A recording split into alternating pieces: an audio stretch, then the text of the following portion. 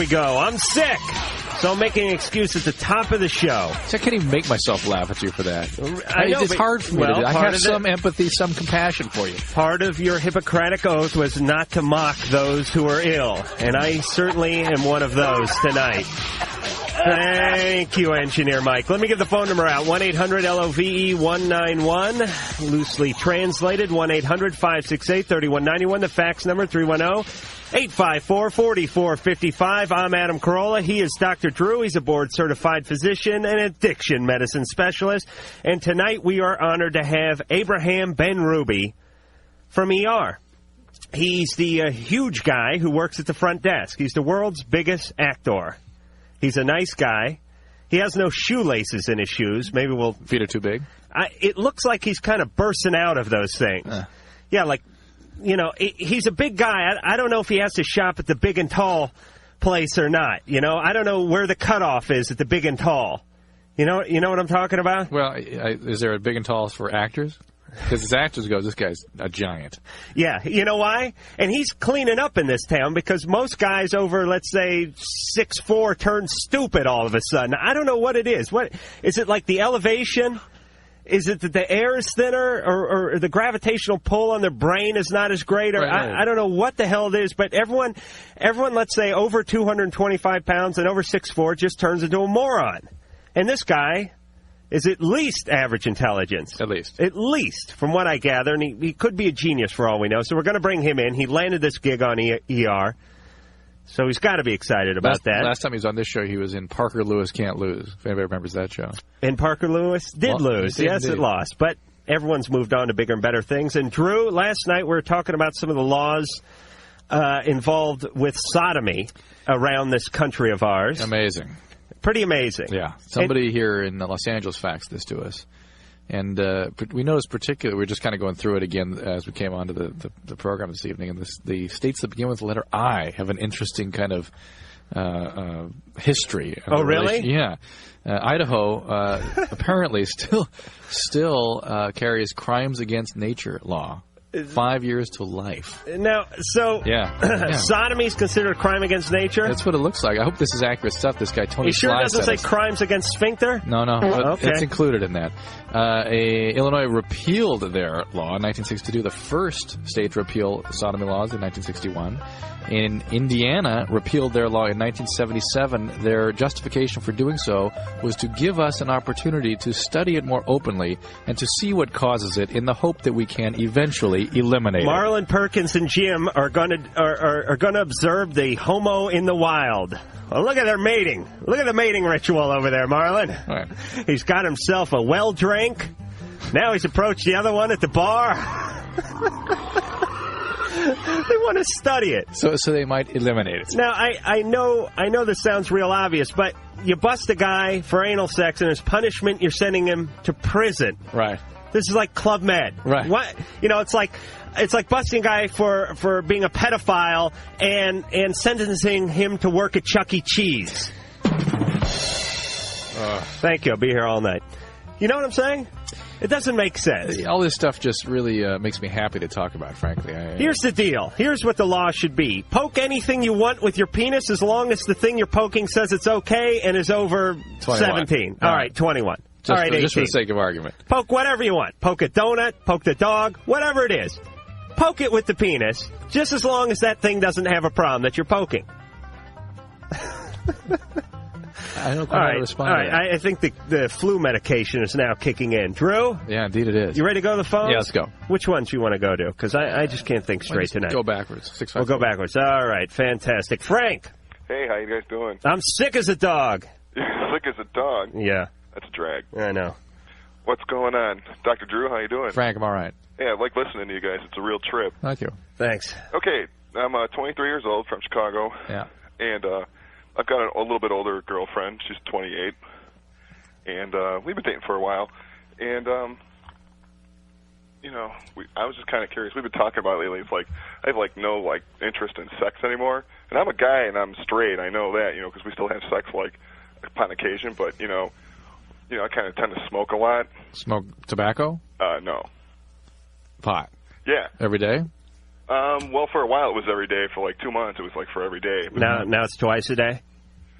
what's that? No, it was more than twice a day, probably. All right, so you smoked a lot of grass. Yeah. How long did you go out with this particular girl? We've been going out for more than a year. Yeah. Well, you want to know if it has to do with the pot. Yeah. Are you on any medication? We've been talking about it, and I'm still interested in her, and she's still attractive to me. And All right. still, I really care for her. Frank, let me explain what happens when you get stoned. Everything is work.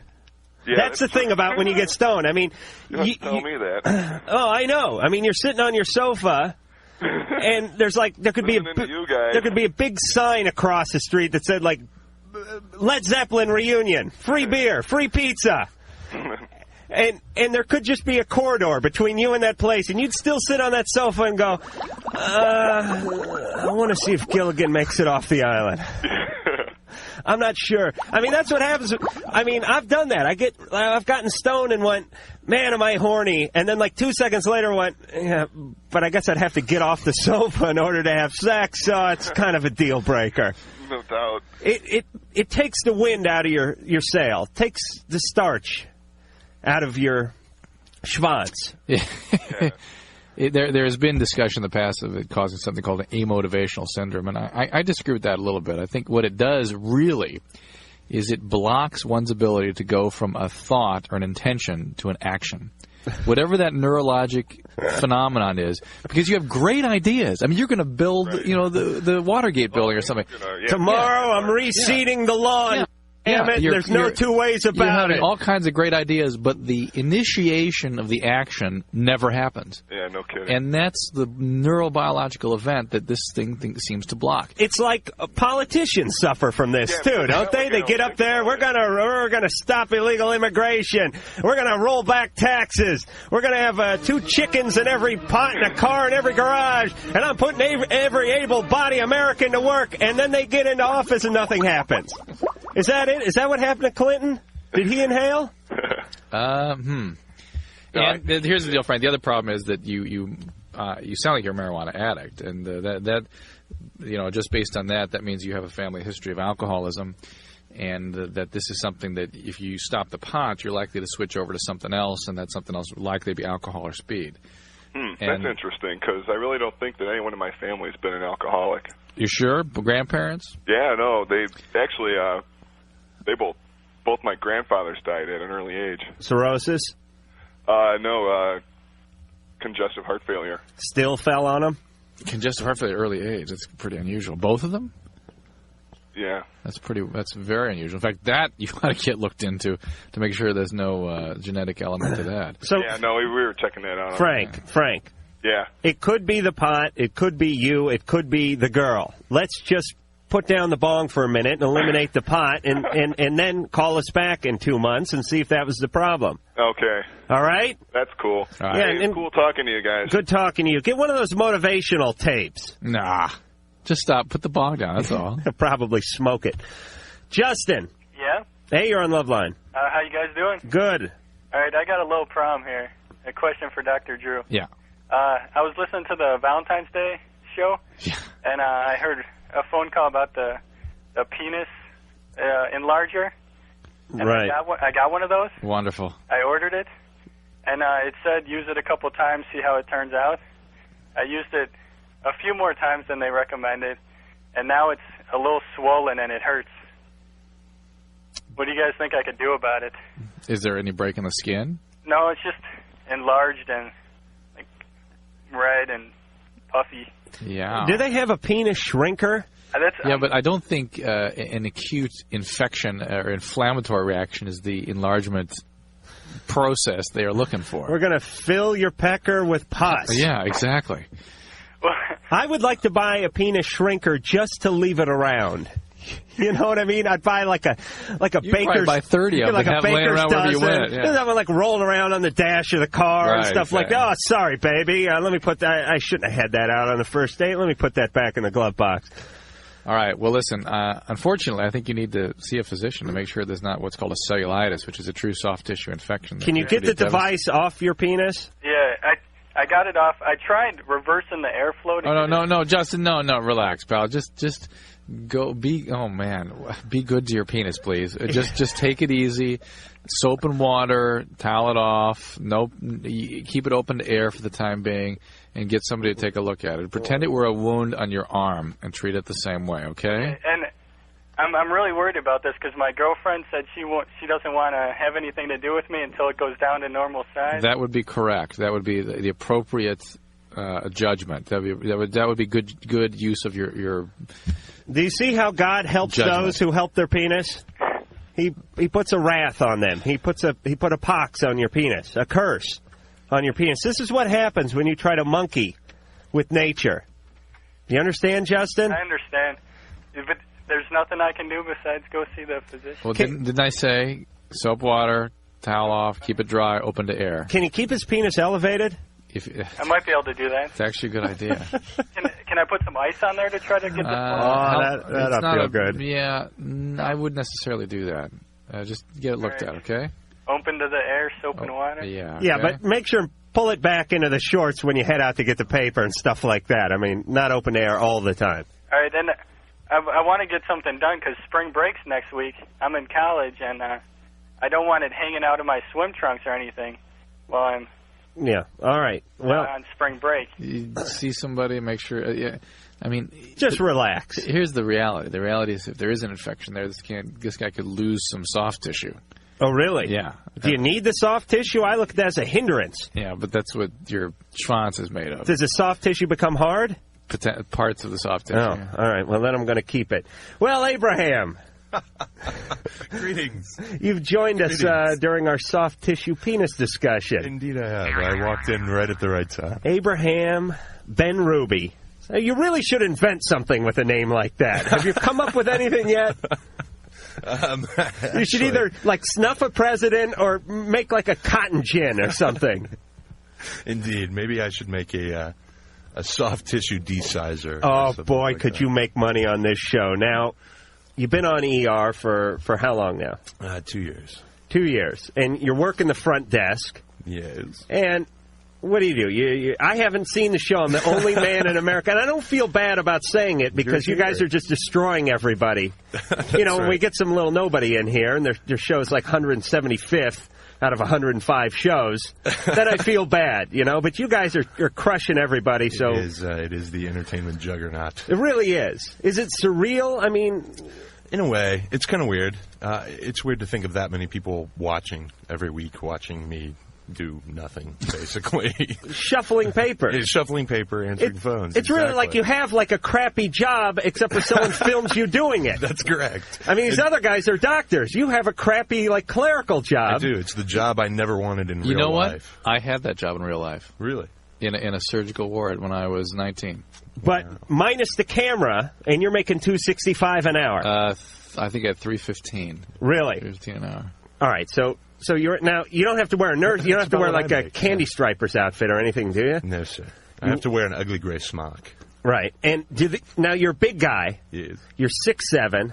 What are you coming about? 285? Closer to 3. Closer to 3. Closer to 300. All right, so you're about 3 bells. You're about 6'7". Now, you played ball in high school, didn't you? No, I sure didn't. Didn't. That's what it was.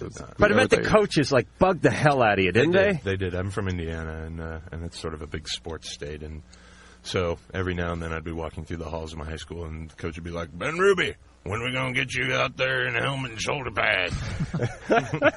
And I'd sort of flip him the bird and you were probably away. in the dramatic art stuff. But you're wearing, right. you're really wearing tights and slippers and prancing about doing Shakespeare and whatnot, right? And who's going to make fun of you? Now, but a lot of the roles you get are sort of based on being intimidating physically. Am I right? I mean, it's certainly the early stuff, right? Sure. Like I saw you on Married with Children, right? And you're playing Bud's cousin. Mm-hmm. And Bud was banging your sister or something? My fiance. Oh, your fiance. Yeah. Well, you never know with that show. I don't have the sound Could up. be sister, actually, on that show.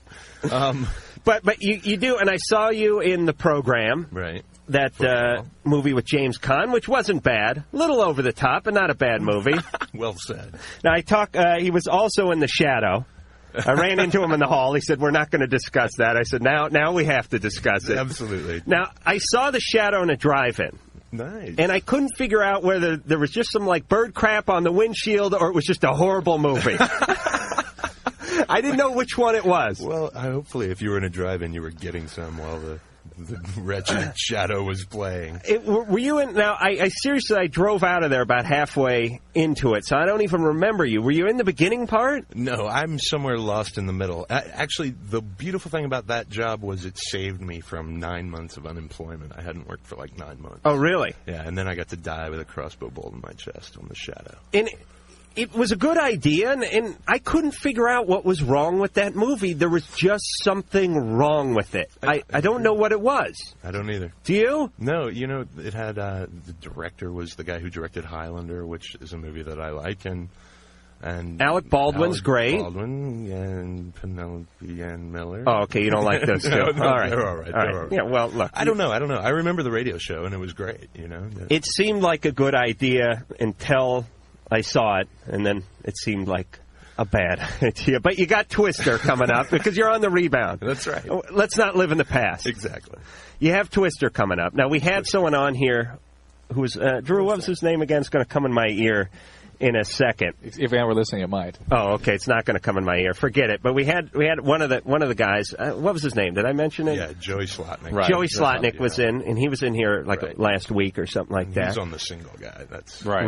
Probably why you had him. Right. And this is coming up. Was it Memorial Day? Memorial Day. Big movie, Twister. It's about tornado chasers and big computer-generated tornadoes. Very scary. Right. Action. And you play the guy who sits on the house to hold it down? That's right. I play the guy who... nice timing. I don't even know what I do now. What do you do? You're like in a root cellar yelling, "Pa! Bring the livestock in!" It's a Twister. I'm the owner of a double wide, and our home gets blown away. Oh, so I drive a big mobile computer lab and curse at the sky, basically, the whole time. And so basically the movie's about a storm front. Yes, yeah, kind of a big one, but yes. But, Jaws was about a fish. Right. This could be good. I get the analogy. All right, you're going to rebound. You're coming back from this Shadow debacle. Right on. All right, we're going to go to a quick call, and you're going to help us out, right? Drew? Yeah. Point at something. What do you like? Right, Mike. Hello? Mike, you're on Loveline with what's up, guys? Abraham Ben Ruby. I'm thinking about Abraham, Martin, and John, this old 60s song. But anyway, anybody here? All right. Go ahead, Mike. You guys there? We're here, Mike. Okay, I got a problem. And it's for any of you guys that can answer. I'm 19 years old. I'm in college, my first year, and my girlfriend is 16. And a friend of hers, just a friend, asked her to go to his prom with her. And I don't know if I should. I said yes, but I don't know if I made a mistake by letting her. Well, it's just a friend, right? Yeah. Well, he's got kind of a sense that maybe things getting away from him. What do you think? I think the mistake is, and I don't know anything about your relationship, but just generally, a rough road to follow is to try to maintain a relationship where one person is in high school and one person is in college. That's the mistake. Okay. I'm sorry, and maybe you have a great relationship, but in general, that's a pretty stressful thing for a relationship to go to. And particularly at that age, it's kind of artificial to hold it together at a time in which both of you should be exploring your new peer group in college, and she should be finishing up with high school.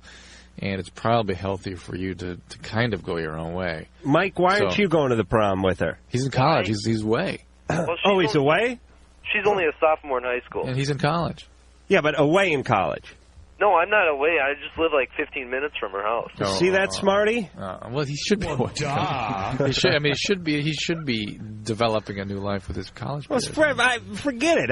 Is it a junior college? Is that what you want to ask? Yeah. Mike's at junior college? Yep. Oh, that's not college. That's high school and a half. That's all. Oh, actually it is, yeah. That's 13th grade. Yeah, that's what we call it. Yeah, don't worry about that. I'm sure half your class will be at the prom. Yeah, that's true. Oh. Yeah, go to the prom.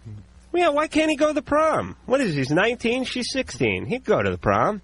You got a boutonniere?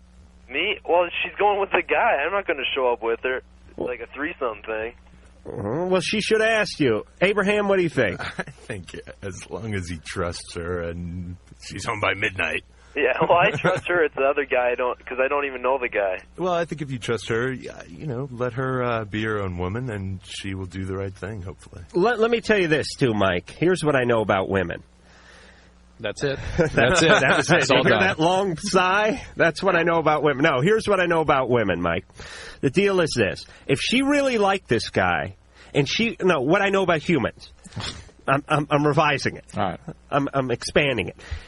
If she really liked this guy and really wanted to be with this guy, she wouldn't ask him to the prom. She would feel self-conscious about this. She would ask Mike to the prom and then fool around with this guy at some other time when Mike wasn't around. You know what I mean? I mean, let's just say, seriously, Abraham, you liked somebody. You wouldn't ask them to the prom and tell your girlfriend, yeah, I'm asking them to the prom. You'd feel too guilt-racked, wouldn't you? Absolutely. You'd ask them to the prom, and then you try to dump them early and go meet up with this person. Go hook up with the other guy. Ah, reverse psychology. Adam Freud, and we'll be back. Hi, this is Stan Lee, creator of Spider-Man, and you're listening to Loveline with Adam Carolla and Dr. Drew. Yes, you are. And the phone number's here for Loveline, 1-800-LOVE-191, 1-800-568-3191. Fax number 310-854-4455. We're here with Abraham Benrubi from ER. Good evening. Big Stan Lee fan? Absolutely, man. Spider-Man. It's part of why I'm an actor. Really? Sure. And it also... Don't start singing it, Adam, please, okay? No. I wasn't going to sing until you brought it up. Yeah, there's a great quote from Stan Lee, with great power comes great responsibility, and that sort of stuck by me through my life as a large man. That's why you're wearing jammies and working at the desk at the ER there? That's right. That's a great responsibility. Oh, yeah. One of the invalids could escape. And they often do. Now, we're getting back. Yeah, you're a huge guy, 6'7". I went 285 because I was being polite. Right on. Well, we'll say 3 bills, but that's okay. You're 6'7". Yes. You wear it well. I'm allowed. Now, do they make stuff, do they utilize that for you in ER? Do you have to, take anyone down or, hold up like a big I-beam and have everyone escape from the hospital after the earthquake or anything like that? I haven't as of yet. And actually, that's one of the things that appeals to me about ER is that the character could be played by anybody. It doesn't have anything to do with my size. Right. So, it's kind of nice. Yeah. Right. It's like, it'd be like a real busty woman. Right. Playing something and they put her in like a poncho or something and didn't have her popping out all. It's the ultimate sign of respect as an actor. I think so, against type. Did they ever ask you to show any cleavage, by the way? I often show cleavage, just by choice. Well, now we're tuning in. Absolutely. All right, it's back to the phones. We go. Patty. Oh, hello. Hey. Hi. I listen to you guys all the time, and thanks for everything, but this is my problem. My boyfriend and I have been dating for 5 years, and he wants to see other people, but he still wants to see me, and I don't know what to do.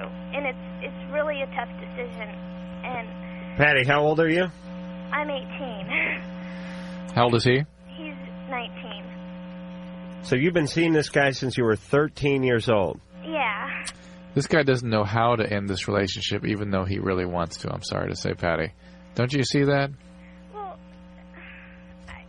I don't know. I mean, I'm in Bakersfield and he's in Santa Cruz, and I'm really unsure. He says he doesn't want to, but I'm sure he doesn't want to. I'm sure he's ambivalent about it, but it sounds like he feels he needs to, or at least he wants. At the very least, he wants to live his own life and have you available if necessary.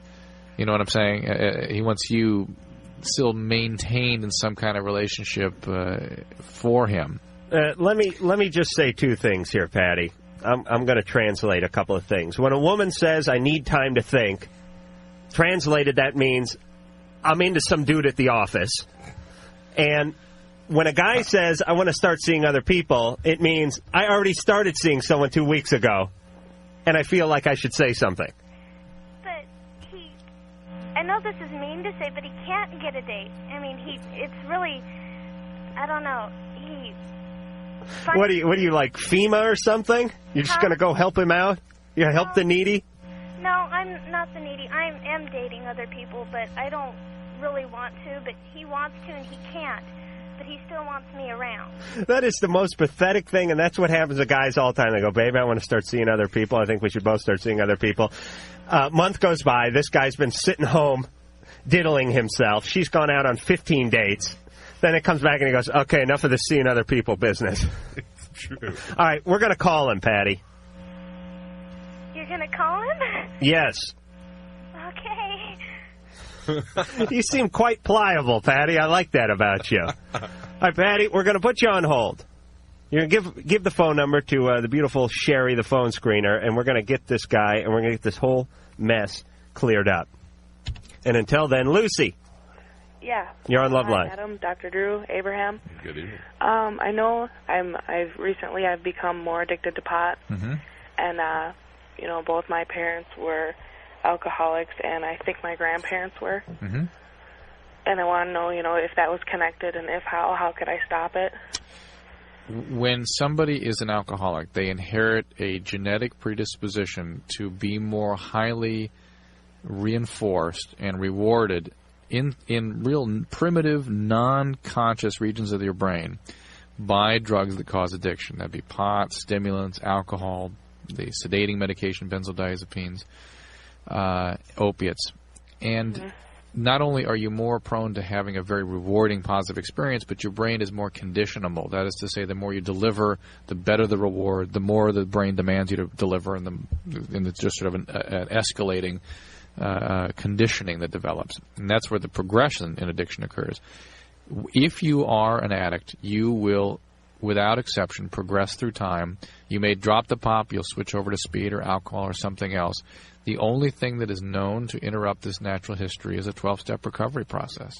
Well, a couple years ago, I had gone sober for my parents, and Not abstinent, but get involved in a recovery program. So meaning more than just if you quit stop, cold turkey, if you stop, you have to keep maintenance. There's a mathematical probability that you will pick it up again or switch over to something else. Yeah, but that was the problem. It's like, I've talked to some people, people that run treatment centers and people that have been there, and they said you can't quit unless you want to, and I know I'm an addict and I know all this, but I don't want to quit. I don't have that. Then you're going to have to go on. Okay, there are, as a saying, people have to sort of hit their own bottom. They have to go as far as they have to go until they're ready to get well. There is a medication out there now called Revia or naltrexone that does tend to decrease the reinforcing effects of alcohol. I'm of the opinion that it will block some of the reinforcing effects of other substances like pot. You might want to talk to an addiction medicine certified physician about that possibility, or other adjunctive things you might do to decrease your tendency to pursue this drug, but it will not stop the addictive process. Okay? Okay. All right, so when you're ready to quit, Lucy, you know what to do. When you're sick and tired of being sick and tired. Or at least hungry and tired. Natasha. Hi. Hey, you're on Loveline. How is everybody doing this evening? Oh, we're great. I have two questions. One, my boyfriend every single morning wakes up with a full-blown erection, but he insists that he's not horny. That would be most, if not all, males. Is it really? Oh, yes. Okay. I wasn't sure. I've been asking around, and if men do not get erections during the night, there is something physiologically wrong with their either vascular or neurologic function down there. Yes, if the person next to you does not wake up with an erection, it's a woman. That's the rule of thumb. But that's okay. Not necessarily wake. Okay. It doesn't have to be wake up every day, but there's certain cycles of sleep where that is happening. Oh, okay. And one other one. Do men have G-spots? You know where the erection is? Yeah. Same neighborhood. You take the top or the bottom? Take Scrotum Street, hang a left on Shaft Road, and keep going till it dead ends. When you hit that big purple cul-de-sac, you're there. All right? All right. All righty. We don't need a G-spot. We have a penis. Am I right, Abraham? You're absolutely correct. Now, imagine you have a tremendous penis, a man your size. And I, yes, wake up every morning with an erection. It's very true.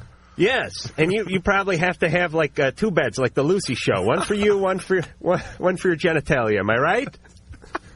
I cannot deny that fact. Now, I don't know. Wait, no, do we have time to get back to Patty and Blaine? No, we don't. But, so don't monkey with that, Drew. But when we come back, we're going to talk to Patty, who has her boyfriend Blaine, who wants to see other people, who's in a different city, and we're going to straighten out the whole mess.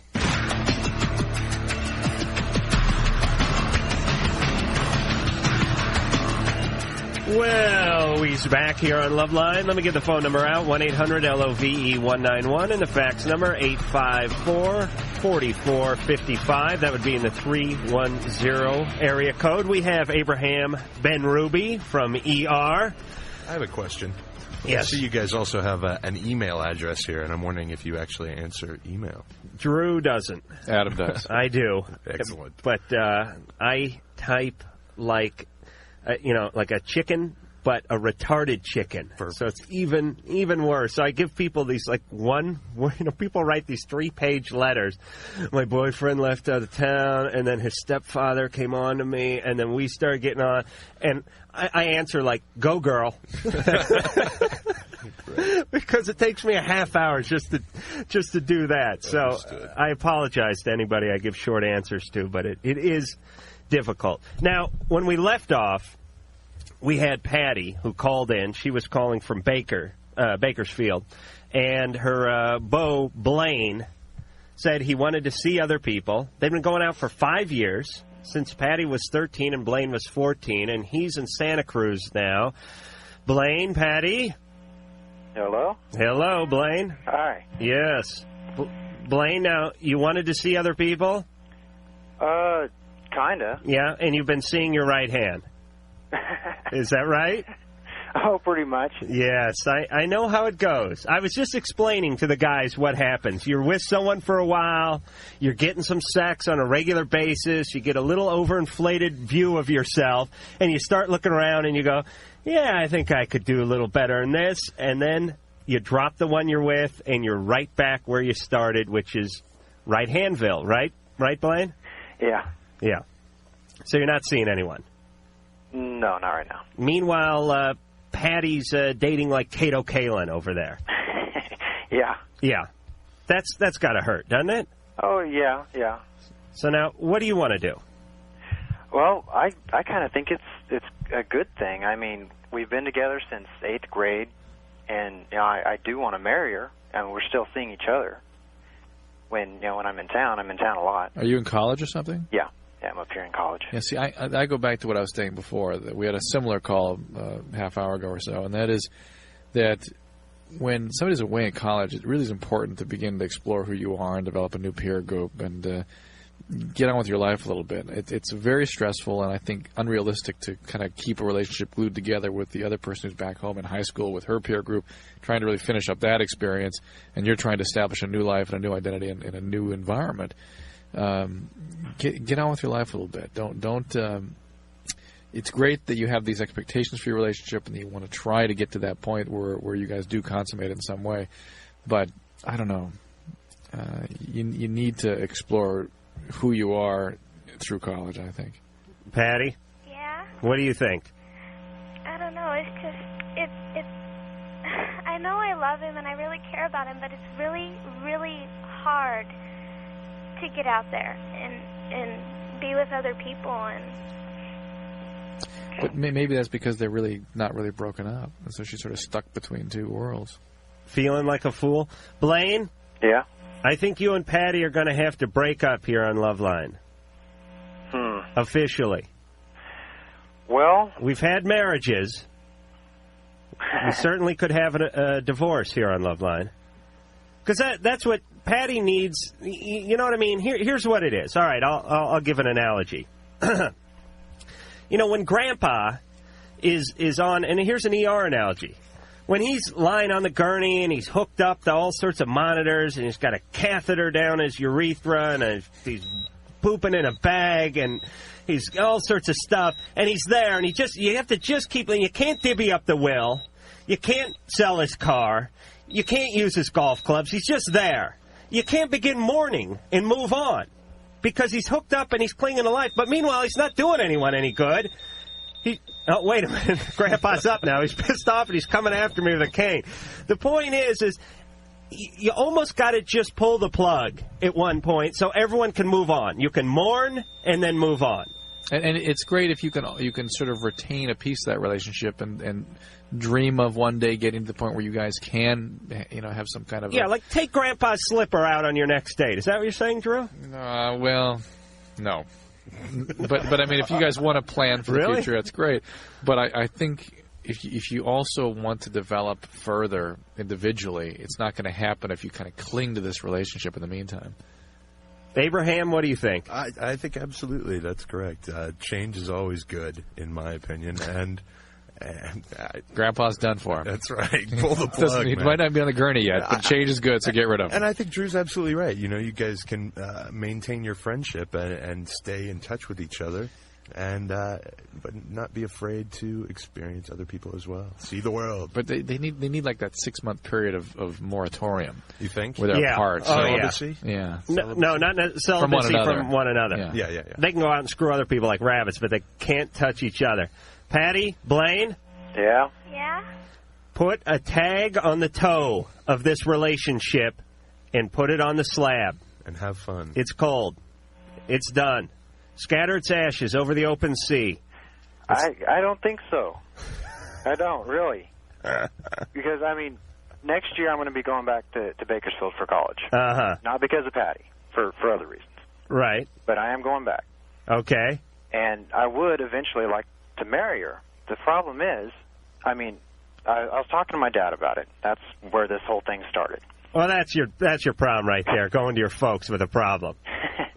Well, you see, he got married at about, I think 20 or 21. And he keeps begging me not to get married young. Right. And he keeps telling me, get out there and be a kid and date around. Which is what we're telling you, basically. Right. But he doesn't have anything against my relationship with Patty. He just doesn't think that we should be exclusive to one another. All right, Blaine, listen. But it's tearing Patty up to be sort of half in and half out of this relationship. Yeah. Blaine, here's the deal, because one of us is going to die of natural causes here in a minute if we don't wrap this thing up. Here's the situation. Either go back to Bakersfield, give her a ring, and make a commitment, and maybe just some kind of like, hey, I'm not going to screw while I'm in Santa Cruz ring. You could actually have that inscribed on the bottom, I think. They may even have those. They really should, actually. Just give her a ring, make a commitment, and then go back to Santa Cruz or break it off. But don't have this date other people. Maybe I'll be back. We'll see how I feel when I get there. I intend on marrying you, but not till later. Either make the commitment or put the tag on the toe. All right? All right. All right. Mahalo. Thank you. See, the Hawaiians are smart. They are. They have 4 words in the whole language. It means throw your trash here, hi, welcome aboard, goodbye. Just a few words. Absolutely. We have to say stuff like, hi, how are you? Oh, bye-bye, good morning, good night. So what word do you recommend in the English language to take the place of all those? Dude. Dude works. Dude. Yeah, dude. I like it. That's right. Yeah, let's try it. Let's say good morning to me. Dude. There you go. Perfect. See, Drew knows how the kids talk. Not only is it Loveline, it's linguistic world. That's right. Christy. Hi. Hey, you're on Loveline. I have a question about the after effects of anaphrodisiacs and psychedelic drugs. What was like the first? LSD and ecstasy. Right. What was the first compound you mentioned? Aphrodisiacs? Anaphrodisiacs. Anaphrodisiac. Yeah. What is that? Like ecstasy and Spanish fly. Fine. All right, what's the question? Okay.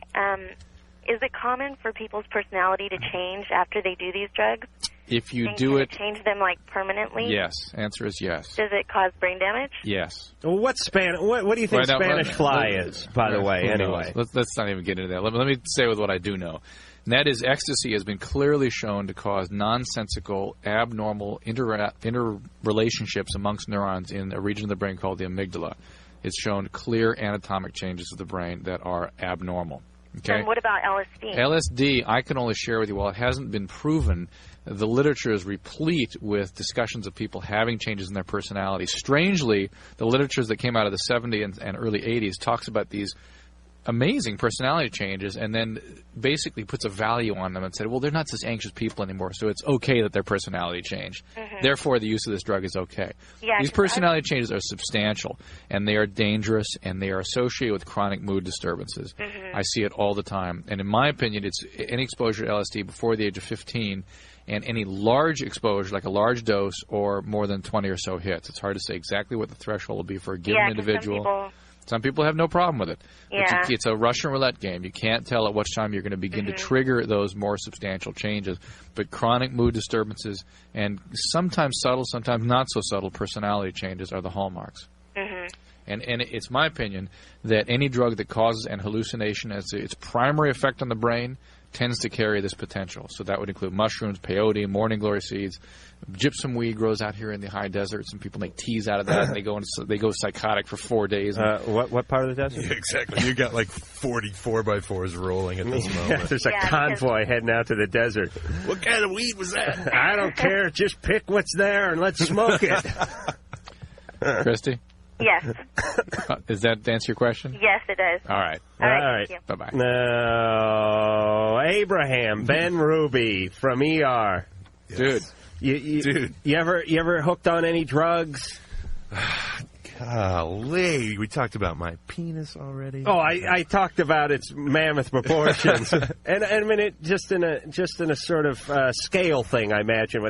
Well, let me say something back to the penis. I know Drew doesn't have this answer, but wait, who are you referring to when you say "let me talk to the penis"? What are you talking about? No, I want to talk about the penis.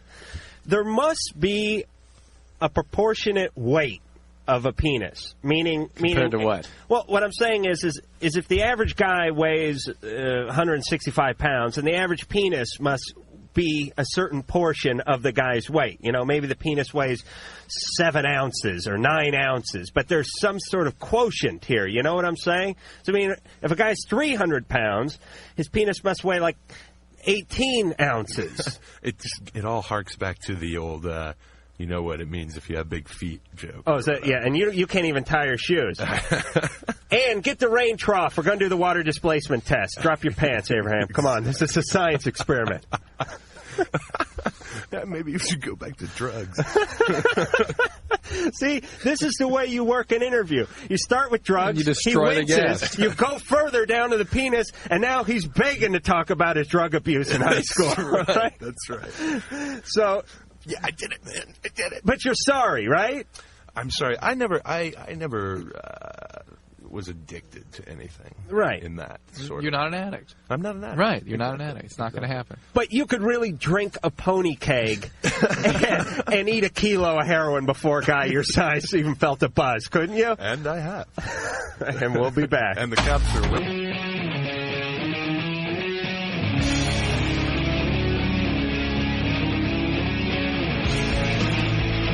Alrighty, we're back with Abraham Benrubi from ER, and we're going right back to the phones. Amanda. Yeah. Hey, you're on Loveline. Hi, I have a question for Dr. Drew. Yeah, Amanda, what's up? Yeah, okay, I've been struggling with my weight for about the past 10 years. And I'm Since you were 9 years old? Huh? Since you were 9 years old? Yeah. Do you have sort of a genetically predisposed weight problem? Is like everyone in your family overweight? I really have no way of finding out. I was adopted. Okay. But, anyways, I've had a lot of trouble lately getting boyfriends and everything. How much overweight are you? About 90 pounds. 90 pounds. And, I've tried almost everything there is to try, and I was wondering about What have you tried? Crash diets. I had a personal trainer for about a year. Diet pills. Sensible diets. Now, when you say try, are you diligent with this stuff, but the weight doesn't come off, or do you slip and go back? I slip and go back. I was diagnosed in depression for about 5 years. Are you on medication? I was. And that can increase your weight, of course, right? Yeah. Did that sort of add to your problem or cause the problem? Yeah, it did. Yeah. It did. So you eat when you get depressed? Yeah. Not even that so much, but many of the medications that are used to treat depression further stimulate your appetite. Oh, really? Yeah, oh, yeah. Oh, I didn't know that. Boy, this is horrible stuff. Well, some of it cuts your appetite, too. But women get fat, men's penis fall off. That's what this medication does. Is that what you're saying, Drew? That's not what I'm saying. Oh, okay. Didn't that sound like what he was saying, Abraham? I might have to take Drew's side. Dude. Yeah, it's all right. Mahalo. Amanda, have you gone to any kind of comprehensive weight reduction centers? I mean, university centers sometimes will have weight programs. I was on one for a while back. Where was that? It was with my mom because she was trying to lose weight too. No. I mean at a university. No. Like a university medical center. No. What city do you live in? Reno. Reno. Nevada. Oh, the home of the buffet. That's trouble. Amanda. Yeah. Listen, here's what it is.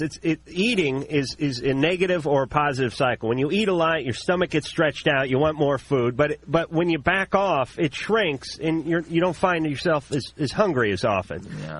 Come on, Drew, go along with me on this one. Man, I mean, somebody like this, she's been obese since she was 9. Well, she has a genetic predisposition to this. Right. So you are going to be, I mean, I hate to be cruel, but you're going to be like a salmon going upstream on this one. It's going to be a constant battle. That's why some people advocate surgical intervention for this. They have ways of sort of restructuring the stomach.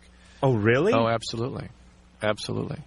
And there are institutes actually developed to study, the benefits and advantages of going about it that way. But I would suggest you go to sort of what we call a tertiary or quaternary referral center. Go to a university medical center. Many of the departments of endocrinology will have obesity and weight treatment centers. Go there, get a comprehensive evaluation, recommendations, follow them, and stay with it, and I'm sure they will see you through this. Okay? All right, and stick with it, Amanda, and don't beat up on yourself. Okay. All right? Plenty of guys out there like ample women. That's true. They certainly do. Yeah, there are magazines about that kind of thing. And there are guys that are just there's into like Big Butt Week and stuff like that. What? There's magazines for guys who like a wide ass. Dude. Let me just reset things over here. Let me get the phone number out. Name of the show, Loveline. Phone number, 1-800-LOVE-191. Fax number, 310-854-4455. We're here with Abraham Benrubi from ER. I'm Adam Carolla. He is Dr. Drew, a board-certified physician and addiction medicine specialist. And let me continue with this whole weight thing. Yeah. Because I think this is one of the biggest shams in America. What? All this, like... the Fen diet? Elle McPherson is doing a video on how to get... How to look like How her. to look lanky. Yeah. You know why Elle McPherson looks like Elle McPherson? Because she has the right genetic makeup. Because Mr. and Mrs. McPherson, actually Mr. McPherson, banged Mrs. McPherson, and out came Elle. Right. And that's what you look like. Do you know what I'm saying? You get a hand... I mean, like, you're a big guy. Abraham? There's no way he's going to look like Richard Simmons. Abraham. There's no way. Probably good. Thank you. Although I think the little work is hair. No. The right stylist, I think his hair could look like Richard Simmons, although I shouldn't speak. But the point is you get, Kathy Lee Gifford or Elle McPherson, and they're peddling these tapes. Buy this, buy the Ass Master, buy the Bun Buster, buy the Quad Smasher, and you're going to look like this. My ass. When you're big, you're big. Like, my mom is hippie. My mom has, like, a wide ass on her. She has, like, a birthing ass. You know what I mean? Like, I don't think she knew it when she had me. And, I mean, it's not, it's not like a real unattractive ass. Not that I'm scoping out my mom's ass, but she's a hippie woman. And my grandmother has some hips on her, too. Now, my mom is, like, a vegan. Right? She doesn't eat meat. She won't eat refined sugar. She's always on a diet. She gets up and walks. Still has the wide butt. And Elle McPherson will always have those beautiful legs. And that's just the way they came out. You know what I'm saying? And they trick you into thinking that you can do something about it, but you really can't. Just maintain. Don't screw yourself up is about all you can do. All these tapes, all this powder, all this deal-a-meal BS... It's all a bunch of crap. Am I right, Drew?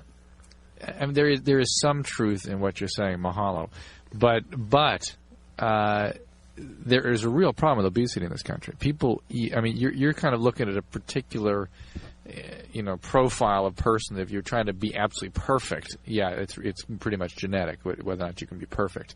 But if you can be not obese by first losing weight, and however you happen to do that, whether you're with a weight program or a special diet or go through a program or whatever, medication, people should be able to lose weight and learn how to eat in such a way as to be not obese. But that's not looking like Elle McPherson. That's just not being obese anymore. All right, but here's my message. Some people are Jaguars and some people are Pacer wagons. I understand what you're saying. And the Pacers, but the Pacer may have like a caboose on it. And you got the wagon, the U-Haul. The U-Haul's got to go and will still be a Pacer. All right, okay? lose the U-Haul, right. Armor all the frickin' dash, right. And that's about it. Right. It's not going to be the Jaguar. Right. But it's healthier. I hate to think that we're discouraging people from losing weight, because that's not a good message. I'm saying cuddle up with some Entenmann's and call it a life. That's it. Find someone who likes big people and hook up with them. Abraham, you're a big guy. It's a good message in that is that don't get so hung up on it anymore. Right. Don't try to be perfect. That's right. Genetically able. That's right. There's nothing wrong with being who you are. Right. But you still don't want to be some fat broad, do you, Abraham? Not like that's why you got in acting, right? You didn't get any in high school, did you? For the women. Sitting around masturbating, looking at Spider-Man and whatnot. I know your life. You were there. So you have a girlfriend? You married? I do. I'm not married, but I do have a girlfriend. Where in Indiana did you grow up? Indianapolis. Are we broadcasting Indianapolis? Oh, who cares? She a wafy girl or a wafy girl? No, actually, she's a. God, I want to be complimentary. She's a full-bodied woman. Right. She's a good, solid woman. Well, you need that. Absolutely. I prefer that. Yeah, I mean, if you were with Elle McPherson or like she'd break. Pia Zadora, she would get wedged in your crack. You'd never find her. Absolutely. You'd be walking around the bedroom. I don't know about Pia Zadora, but Elle McPherson, sure. It'd be okay if she got wedged in your crack one night. Elle, where are you? Every time you turn around, she'd be right behind you. I'm trying to look at her in the mirror. Hold on, I just got a visual. Martin. Hello. I've got a question. We're still waiting for Abraham to pass L, but go ahead. Okay. Me and my wife, we like to use blood during sex. What? Yeah. For what? Well, sometimes for lubricant, but usually just to run it between us. Or sometimes she whose likes blood? To suck What? on my blood. Sucks on your blood? Yeah. Is your wife? Yeah. So far, it sounds healthy. Go ahead. What I want to know is, since I'm running out of unscarred areas... Oh, for Christ's sake. Wait, Martin. No, I'm serious here. You pulling our jugular here or what? No. No. This is like people do weird What do they call that? Weird. Here's the thing. We don't need a different name for all these different sexual things. We'll all call it weirdophiliacs. We'll just call it self-mutilation. Okay. Yeah. Yeah. So what'd she do? She bite you?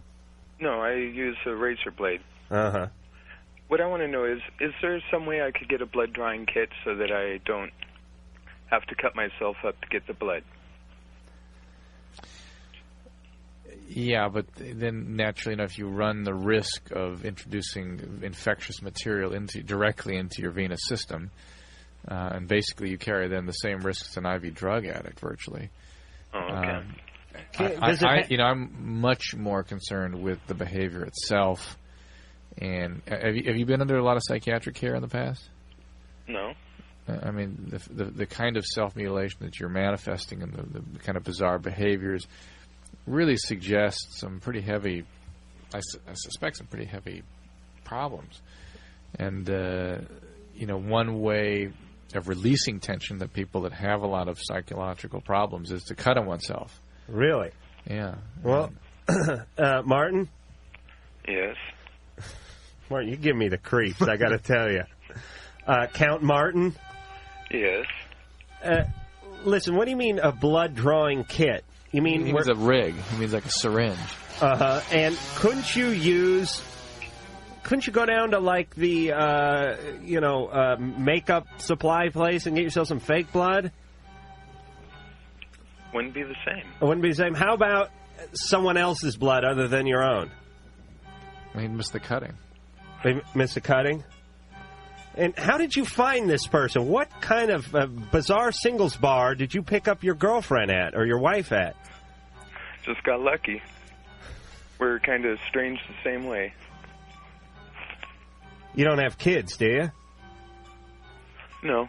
You're not planning on it, are you? Yes. No. Yeah, I think the state should intervene. And why is that? Well, because you have problems, Martin. You understand what you're doing here is a form of mutilation. It sort of speaks volumes about your mental state. At least all the sane people that are listening. Now, who the hell knows what's right and what's wrong anymore? And I guess if you can get a tattoo on your penis or stick a bone through your neck, then what the hell's cutting yourself with a razor blade these days? Well, but they aren't all that different, in fact, in terms of what it does say about people's internal dynamics. And I would suspect that you were abused in some fashion when you were younger, and this is sort of a way to master that now that you're an adult. Is that accurate or no? Yes, it is. Yeah. You were abused. Yeah, and that abuse is something that needs to be treated, and certainly, and the reason Adam cringed at the idea of you having children is that cycle of abuse is likely to be perpetuated unless you get some professional help or do something to break that cycle. Martin. Yes. Honestly here, now I'm not going to make funny anymore. Is there a part of you somewhere in your brain that realizes that this is sort of deviant stuff, that there's something up, that there's something wrong? I know it's a little strange, but if it's between two consenting adults who don't mind. But Martin, it's not the behavior itself and that it somehow smacks something macabre.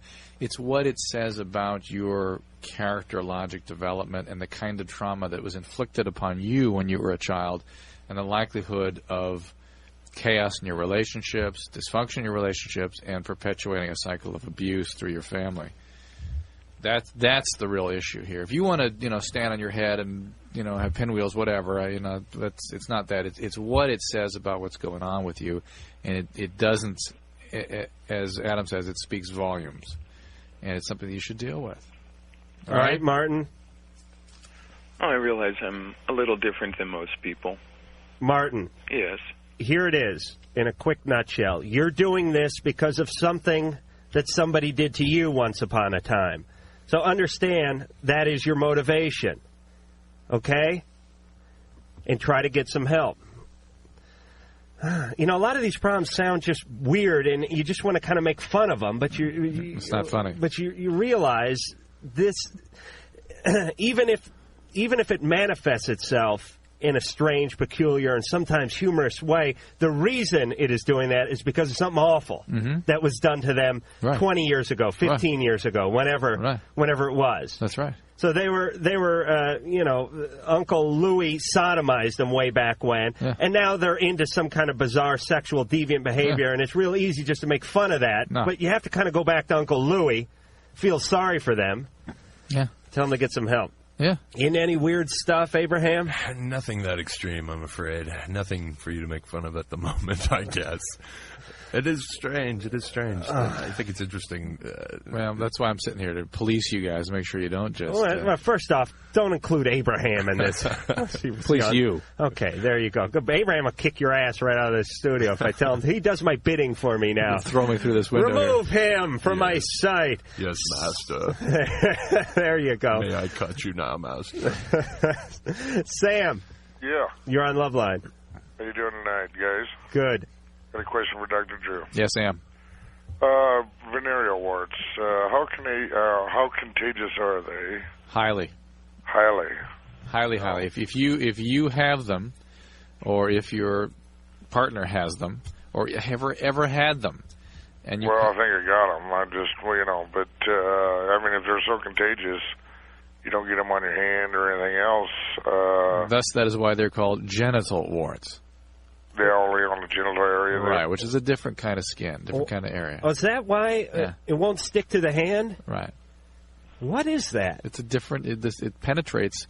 You wouldn't. The palm is a different kind of skin, right, than your arm. Right. Different things happen to this skin than this skin. Yes. Facial skin gets different problems. You get wrinkles and things. You don't get those on your palms. Right. Different kind of skin down there. And in the women, obviously, it's not even a skin, really. It's a mucosa. And the viruses penetrate there really easily. What if you rubbed your face on your genitalia?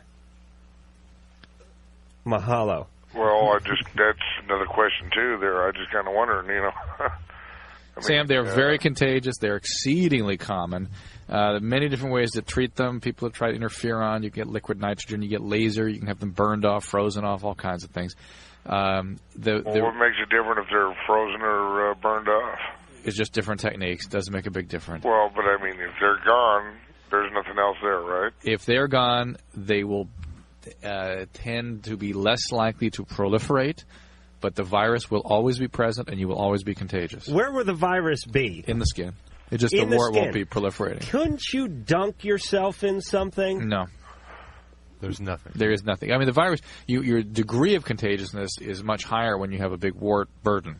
There's a lot more virus present then, so it decreases your contagiousness. But if you have had wart virus or warts, you should always be sure to wear a condom because you will probably transfer. If you grew up with warts, so as far as, at one time as a younger person, I had colonies, on the hands and stuff.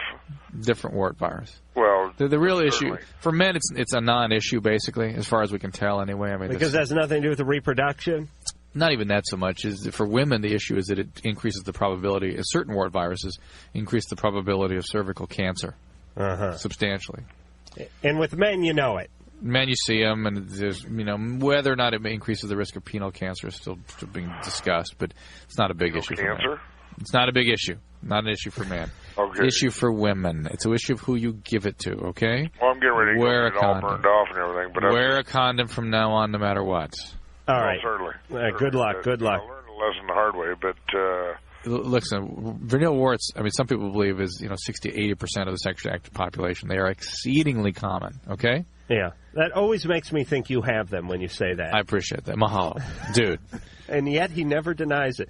And Abraham Benrubi, from ER. Yes. I'm guessing because your penis is so tremendous that they would probably charge you extra to have them burned off. Yes. As a matter of fact, you could probably get your penis into the doctor's office without leaving the house. Could you do that? I could flag the taxi down, maybe. The penis hops into the cab and goes, 12th and Main, and step on it. Take me to the hospital, quick. Hey, your penis is a big tipper, though. Absolutely. All right. Where was the drum roll? Oh, Mike fades out after the first 20 minutes. He's all over the show at the first break, but then he gets into his popcorn and his porn magazine. He starts coasting. Oh, he's on a roll. Saving his energy for the grease man. Rick. Yeah. You're on Loveline. Dr. Drew, Adam, how's it going? Hey. I got a couple questions about masturbation I'd like to ask. Me and a few, basically my peers, 15, 16, 17 years old, have, we're beyond the stage of, not admitting to masturbation. And I've asked a few girls before what if they did or if they even thought about it or anything. And they always say no, but is that just a kind of a girl mentality of saying no? I mean, because basically, this is something that's been told to me before, that basically there's two kinds of people in this world. There's masturbators and there's liars. No, that's males. That's males. That applies to males only. So what do you think, what are your guys' views about the girls' masturbation? What do you think about that? Or do you think they do, high school age, or are they more look down? Some do, some don't. Rick? Yeah. You're looking for more material to fill your masturbatory arsenal, aren't you? Maybe. Yeah, they know when you're asking them about masturbating that that's just one more thing you're going to masturbate to. That's why they don't want to feed that fire. For Christ's sake, you already have a problem with it. They're doing you a favor. You understand? You'd probably drop your pants and start masturbating right there if they admitted to it. No, not right. Here's what I've found out about women. And believe me, I know the women. Yeah, I bet you do. Yeah, I mean, like Jane Goodall studied the chimps. She didn't actually become one or touch any of them, but she just kind of hung out and watched. And made notes. That's what I did. Here's how it works. Women get into their sexual prime when they get a little bit older. And part of that is masturbating. And so most of the women you run into who are older will do it and oftentimes admit to it, although it's not considered polite to ask, at least on the first date. Well, the people that I was asking weren't like, I wouldn't just go up to somebody and say, hey, do you masturbate? No, it's more like, people that I associate with that are basically my friends that I can honestly ask. Right, but high school girls, not quite as often. Producer Ann, I don't know if she's listening or not. She's not put the headphones on. Now she is. Yes, Producer Ann, when you were in high school, be honest now. You hung out with the girls. Uh-huh. I know you enjoy the thrills of the bathtub. Right. And I know they probably didn't have one of those in the girls' room, so your masturbatory thing was kept at a minimum. Shower. Oh, yeah. Yeah. So now, did the girls you went to high school with, did most of them masturbate? No, we didn't talk about it. You didn't talk about it? See, it's not really easy. Even if they did, that's what I'm asking you. Even if they did, it's so controversial, or they don't say anything about it to anybody. It's real quiet. You know why? Because everyone like you, Rick, makes a big deal out of it. Well, I'm not making a big deal of it. I'm just... Well, you're not making a big deal of it. You're calling a radio show and spending 10 minutes talking about women masturbating. I think I got you there, Rick. Yeah, you did. Why does it matter? What does it matter? Why it doesn't really. I think it is it is relatively uncommon for a high schooler's female to do that. Okay? And more uncommon to admit to it. Because guys like Rick want to know so badly. And as Adam pointed out, later on it is not so uncommon. Okay. Okay? All right. Thank you. Mahalo. Good luck with the book. I got to say something real fast before we go to break. Me and my friends, I got to be honest here. When we were like 18 or 19, we had a competition to see who could go the longest without masturbating. And we had a T-shirt made up. And it said cold jerky on it, and then it said day number, and we had Velcro numbers that we stuck on the shirt. And the guy who won, I know this sounds bizarre. This sounds really bizarre. The guy who won, it was like 23 days. And I said, screw this. I'm not even getting involved with this. I was actually masturbating while we're planning this out. But the guy who won got the T-shirt, and he would be the holder of the shirt, like the America's Cup. And if some guy wanted to make a run at him, he could take, my friend... I call him the Wheeze. I won't use his real name. He made a run at the record. Right. And he was off by 2 days. He thought it was 21 days and not 23 days. And I went over to his work. It was like 5:30. And I said, so what are you going to do later on there, Wheeze? He goes, I'm going home and I'm masturbating. And I go, well, how come? You got another 2 days. He goes, what do you mean 2 days? The record's 21. I go, no, it's 23. He grabbed me by the collar. This guy's like 5'7", 120 pounds. And he threw me into a wall. And he goes, don't lie to me, man. I've never seen a guy so upset in my entire life. Nice. But he did take possession of the shirt. Did he? And Excellent. I got like the home game.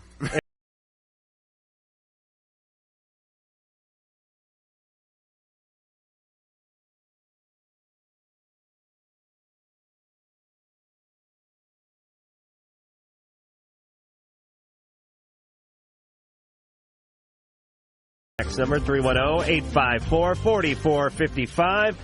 I'm Adam Carolla. We're here with Abraham Benrubi from ER, and, of course, Dr. Drew and Lynn. Hi. Hey, you're on Loveline. Hi, Adam. Hi, Dr. Drew. Hi, Lynn. I have a question about, is it normal to urinate during, while you're having an orgasm? Guys can't do it. No, I mean women. Right. It's not really what you'd call normal, but it's well characterized. It's called female orgasmic incontinence. Some people confuse a large amount of secretion, which can occur during orgasm, also with incontinence of urine. Both can occur. Neither mean that there's anything wrong with you, but it just happens. Drew, what about number 2? Anything documented in that department? Not without a spinal cord injury. Oh, really? You mean a spinal cord injury comes after the woman busts a chair over your back for crapping on her in bed, or you mean before? Before. Oh, okay. Okay, thank you. All right, then. Good luck.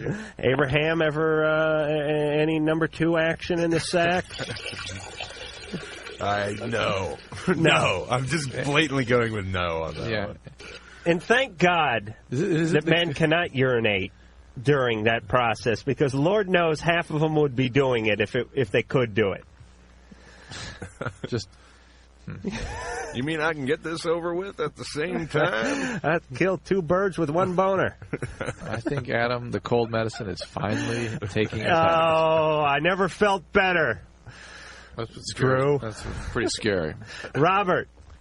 Yeah, that's me. Hey, you're on Loveline. Hey, how's it going? Good. I got kind of a problem. About, I don't know, 3 weeks ago, I was studying for an English test with my ex-girlfriend and this girl I've been kind of seeing a little bit. And, well, me and my ex-girlfriend kind of went over to the side and kind of patched things up and got it on for a while, you know. Things were looking good, and then, like, the next date, me and the other girl got things going on. They both know about each other. Yeah, now here's how it breaks down. One girl I can hang out with, like, all day long, but I got nothing going physically. You know what I'm saying? Yeah. It just isn't happening. We can go to the coffee shop, we can talk until dawn, but other than that, it's over. And then the other girl is incredible. I mean... Robert, listen, what'd you say? Are you in college studying? No, I'm senior year in high school. All right. Were you held back a few years? No. Because you're on the damn radio. You've used the S word and the F word in the 18 seconds you've been on the radio. You study manners. I'm sorry about that, man. Okay. All right, I'm done. Okay. All right, so one you can talk to. And the other one I can sleep with. Right. Well, not really sleep. Right. Well, that's usually the way it breaks down. And it's no coincidence, I might add. Why is this such a hard decision for you? Because yeah, go for the looker. You got your buddies to chat with. It's not the looker. It's just you get a real sense of the enthusiasm you have for the relationship, for the person that you're impassioned with for. That's true, but man, when I'm done, it's like time to smoke my cigarette, get in the car, and go home. So you have no relationship with her. You don't have any real interests that you share or anything like that? You know, we had a little bit at the beginning, but then it just kind of got to this point where we were knocking it out, and then you know, I knock it out, smoke a cigarette, go home, and wrench on my car. Now, why is that? Why is that? Your guess is as good as mine. You're the doctor. I mean, is it scary to you that you're so involved, you're so turned on by this person? Yeah, in a way it is. And so you to be that impassioned and to be connected emotionally is just too much. Yeah. So you hold back emotionally so you don't have to really gain any kind of connection. Well, look at the doc. Cutting to the quick. That's what I like about him. Yeah. I was going to talk about the car for a while, but Drew went right to the emotional end of things. I think you got to go with the relationship that is the scariest to you. Go scary? Yep, go scary and try to get more honest, more vulnerable, and really open yourself up to the potential that is there in that relationship. Does she speak English? Oh, yeah. And is she an intelligent person? Well, see, that's the problem right there. What? She's an idiot. Yeah, but you don't sound like Einstein either, so maybe you guys can kind of balance each other out. You know, that could work. You know, maybe you've hit a chord there. I may be right. You may have found something. You guys can sit around and marvel at inventions like the radio and the blender and stuff like that. The light bulb. Read literature like Cat in the Hat. Yeah, Robert, you know what I've found? I've found that even there's something to talk about with even the most moronic of people. I know. I worked construction for many years, and I used to sit on a big pile of drywall and talk to guys about how much they hated other races, and we got along just fine. Okay. Yeah, that's what you do in construction, by the way. You sit on a pile of drywall. That is your break. That is your half-hour lunch. You sit on a pile of drywall. Even if there's no drywall around, you have to actually bring drywall in just to sit on. And then you talk about how much you hate other races and how much you hate your old lady. But don't you cuss quite a bit when you're in construction? Oh, yeah, you have to. They'll throw your ass right off the site. It's on the application. Yeah. No, that's important. All righty. All right, Robert. Okay, so got to go big. Make conversation. Go scary. Don't go easy. All righty. Hey, but real quick, I'm selling my car. Nobody wants to buy a Plymouth back there, do they? 69. Well, you got a good year. What? How many miles on it? It's... Okay. What's he think? This is the green sheet? I think that's the only reason he called. He was trying to sell He's trying to sell a Plymouth. And brag about his two women. Yeah, a Plymouth that he's soiled, by the way. Exactly. Taryn? Yeah? You're on Loveline. Hi, Dr. Drew. Hi, Adam. Hi, Abraham. I love the show. Thank you. Um, Their show or my show? huh? What show do you like? I like both of them. Oh, aren't you One for TV, one for radio. Aren't you a diplomat? All right, knock the crap off. You have a question? Yeah, well, I kind of have this situation. A really good friend of mine is a guy. He's a heterosexual, and he's pretty good looking, and he's always, had girlfriends and stuff, and he's only, I think, had sex with one of them.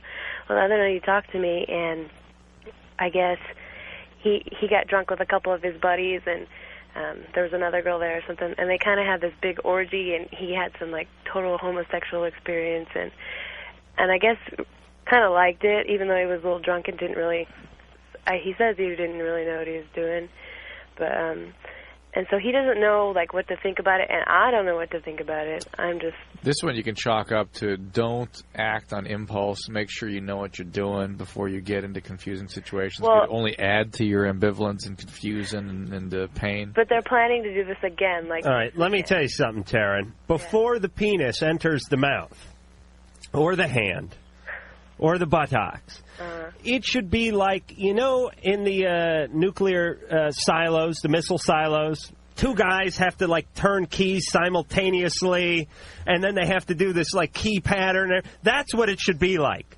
You know what I'm saying? There should be a whole list of things you go through, a whole list of checkpoints that you check off. Each one has, a sidearm and holds it on each other. You know what I mean? You can't just get loaded and put a penis in your mouth. Yeah, well...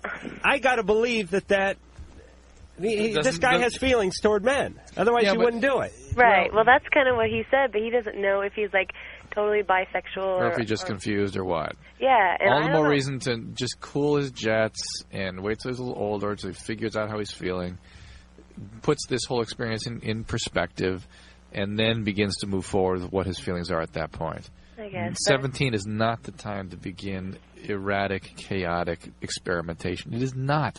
This whole notion that I'm getting on my high horse willfully this time. And this whole notion that how can you possibly know unless you experience these things is a bunch of crap.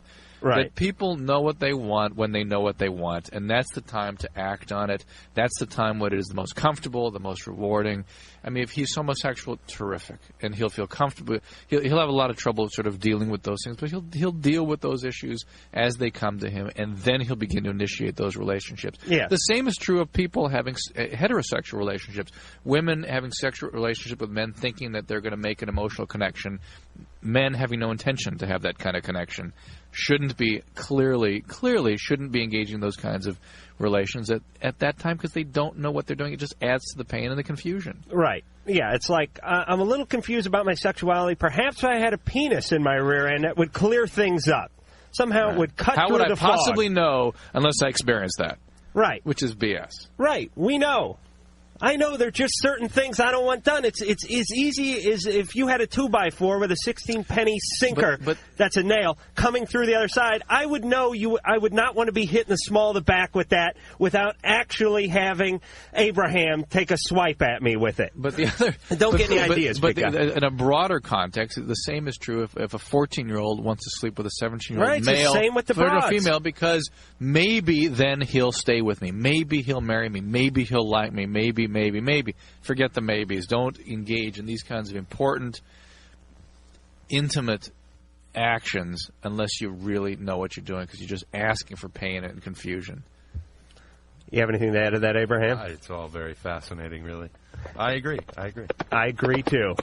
And there goes Drew's high horse. We're going to try to rustle him down and bring him back to the watering hole after this.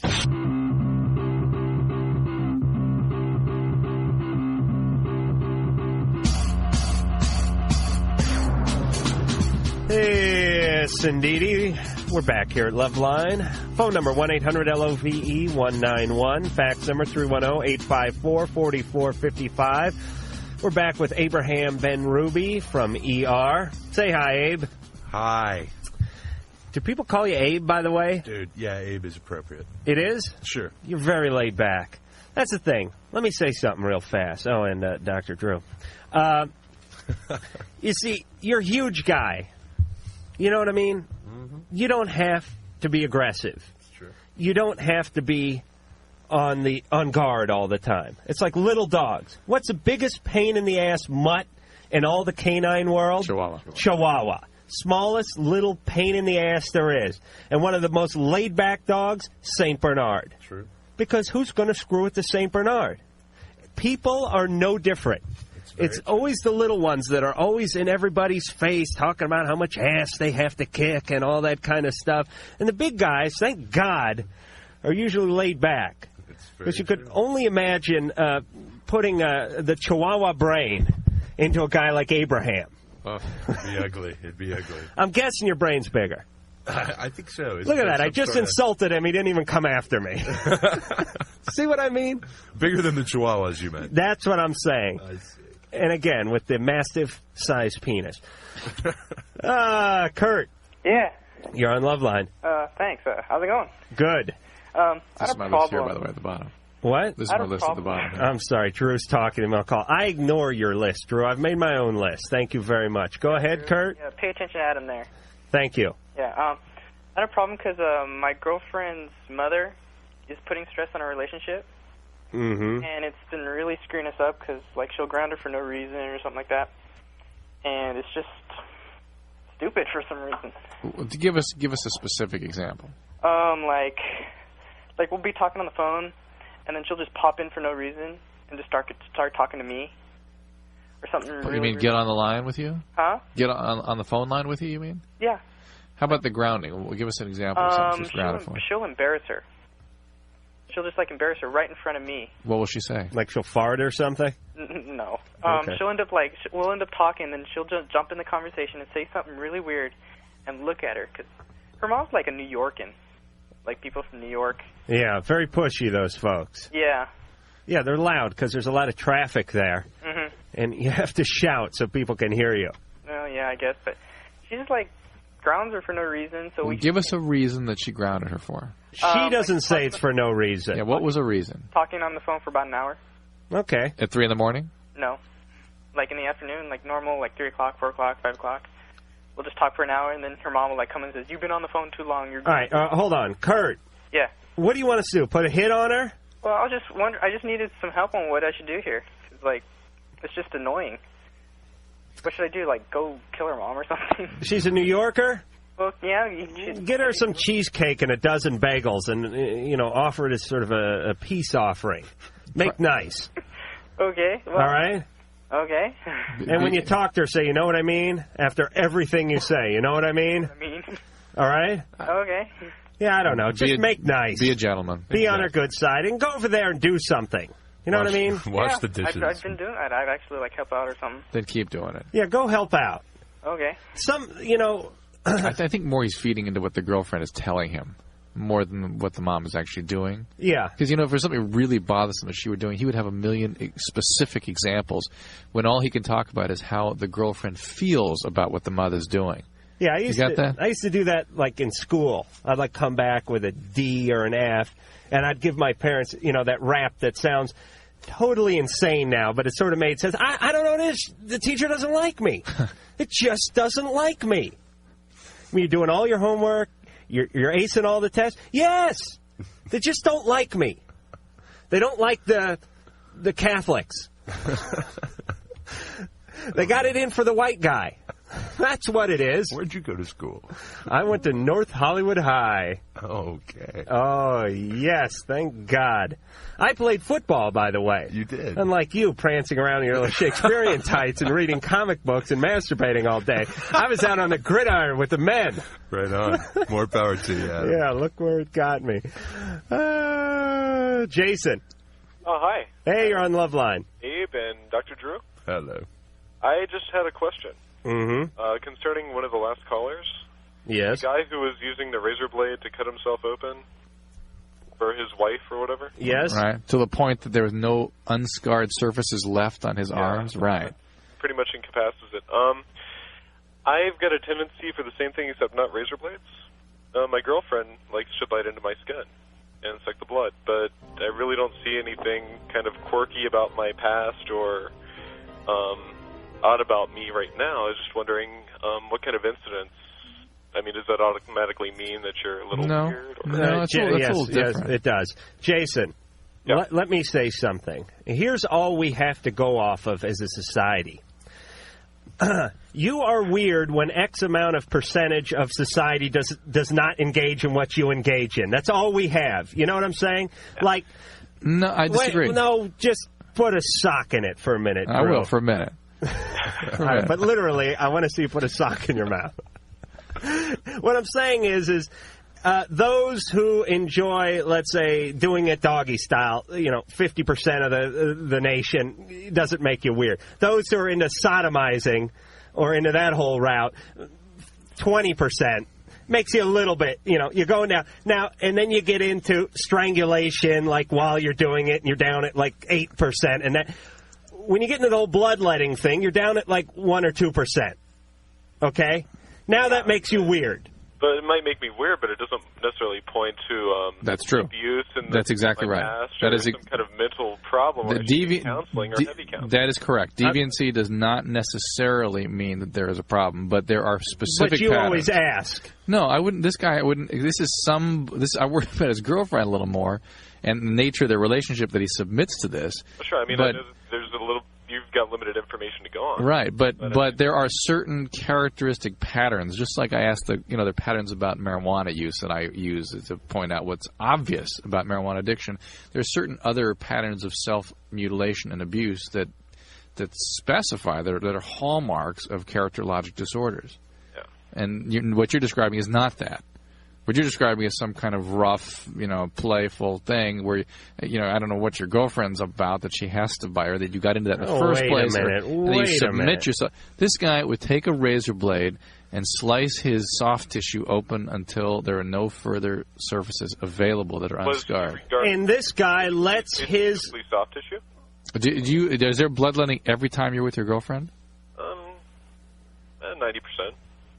That's kind of weird. Yeah, no, wait a minute. Drew, there's not a huge distinction between the guy who inflicts the wound on himself and Jason over here, who lets his girlfriend bite into him like a pit bull when they're having sex. And you were talking about how bad the human mouth was in terms of virus. So I think that makes Jason even lower on the food chain, and the sexual food chain. I don't know, man. I think just based on the sound of Jason's voice in comparison to the Mr. Creepy, I'm slicing myself. That's true. Yeah, the other guy was like Count Chocula. Exactly. I think you're all right, Jason. So you just let her bite you. And all right, Jason, go on. You're as normal as a guy can be who lets his girlfriend dig into him when they're having sex.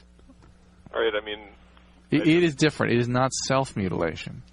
The other guy was mutilating himself and then... It could be considered mutilation because I'm consenting. Look, it's more like masochism, sadomasochism. It's like that kind of stuff more than it is somebody mutilating themselves and then spraying their, having their girlfriend just, it's very, very bizarre. This is, people do weird kind of physical things in their act. Jason? Now, this kind of thing, Jason, let me ask this question. If you want to know a pattern that fits with this, is a long illness when you were a child. Were you ever laid up like with a broken leg or something when you were a young child? No. Nothing like that? That is a pattern that goes along with this kind of thing. Why is that? They're weird patterns of human behavior. That's one of them. Jason? Yeah. I'm still putting you in the weirdo camp, but I'm making you the counselor. Why, thank you. Okay? Remember, volleyball at 3. Huh? No. We got a little more time, don't we, Mike? Yeah. Drew, would you relax over here? Everything you do is wrong, except for your information. Those cold pills make you so irritable. It's amazing. Do they? Yeah. I'm sorry. Either that or you're having your period. I'm not sure which it is. I do have some spotting. Oh, Bill. Hello. Hello, Bill. Hi. Hey, what's going on? I was hoping you could help me break a chain I got here. All right. I got my dikes out. Go ahead. Okay. I'm 33 years old. I've been masturbating since I was like 10. And, let me do some math. Okay.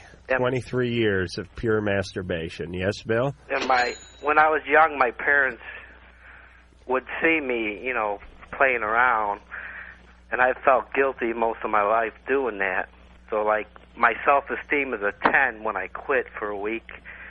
and when I do it, I feel like a zero. I just like, I'm a lot better person when I quit. Tell you, Bill, I can't quit forever. Another 2.5 weeks, you would have been vying for the T-shirt. Take that right away from the wheeze. He keeps it enshrined in his living room. Like a Gohanzen, the Buddhists, they put it there. He puts little fruit offerings and things on. He burns incense. Nam-myo renge kyo. Bill, if you feel better when you don't masturbate, then don't masturbate. But I can't quit for more than a week or two, or... That would be normal. Yeah, a week or two. What are you, nuts? Well, I'm just saying, I'm a nice person, but when I quit, my self-esteem goes up. When I do it, then it's hard for me to talk to people. Drew, is there some sort of patch, some sort of sperm patch, because what Bill is saying, it sounds like as a smoker, he quits, he gets irritable, he has withdrawals. No, he feels better when he quits. Yeah, I know, but after 2 weeks, he starts getting a little surly, don't you, Bill? Sure. Yeah. Yeah. Frustrated, tense. I know I can't quit forever. Even when I have a girl, I still do it. If I quit for 2 weeks, my penis would be in complete panic. It'd be talking to, like, my testicles. Hey, what's going on? What happened? Did he die? The problem I have is I get in a boating accident? What happened? I was just wondering if the guilt's worth it. He just uses me to pee now. Obviously, Bill, the problem is the guilt you experience for doing a normal human male function. I know it's normal, but that's me personally, it hurts my personality and who I am by doing it. Bill, listen, we're in a big rush here. Yeah. Let me give you your answer. You are putting all the pressure on the penis, and like a tent pole, it's going to snap. You know what I'm saying, Bill? It cannot hold all the pressure you put on. This is your parents. This is your past. This is your childhood. This is the dealings with your parents. This is the guilt you felt about your parents. This doesn't have anything to do with masturbation. It's just manifesting itself in masturbation. You need to get some counseling. You need to talk to somebody. It's not masturbation. You're talking about, you're putting it all on this problem, and it has nothing to do with that. Do you understand that, Bill? Yes. Not totally. Yes. I'm forcing you to understand. Open your mouth. I'm going to force this concept down your throat. Talk to somebody. Get some help. Get some therapy. And don't chalk it all up to what you do with your penis.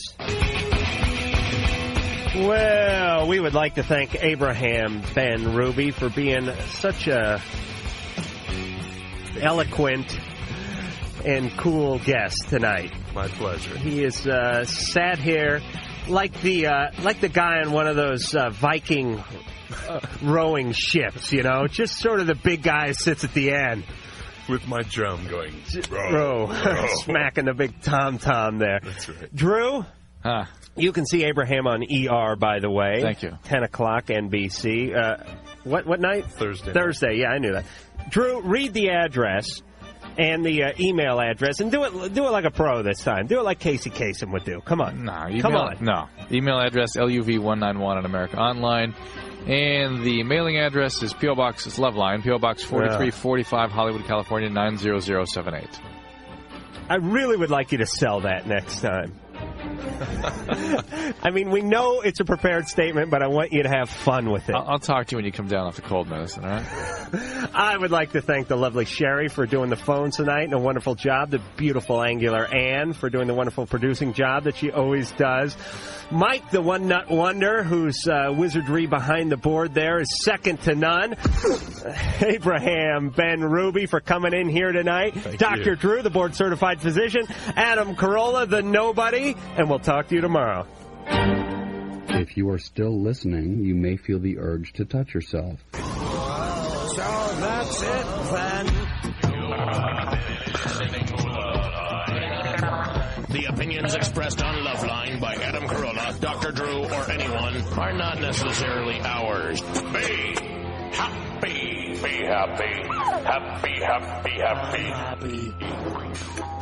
The line producer is Ann Wilkins.